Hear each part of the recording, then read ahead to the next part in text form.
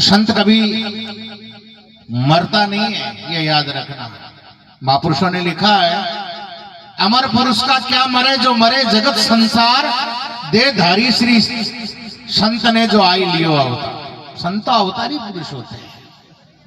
ये तो जगत के कल्याण के लिए संसार में आते हैं और जगत का कल्याण होने के बाद में फिर शरीर लेकर के दूसरे शरीर में चले जाते हैं। तो ऐसे महापुरुषों के चरणों में, सभी संतों के चरणों में कोटि कोटि नमन और वंदन और प्रणाम करता हूँ, श्रद्धांजलि अर्पित करता हूँ। परमपिता परमात्मा देव से अनुनय विनय करता हूँ कि महाराज जहाँ कहीं भी बर्फानी बाबा जिस जगह भी है वो बड़े आनंद में और मस्ती में रहें, परमात्मा के भजन में लगे रहें और उनके चरणों में उनकी जगह हो, इसी आशा के साथ में बोलिए स्वामी श्री दादू दयाल महाराज की।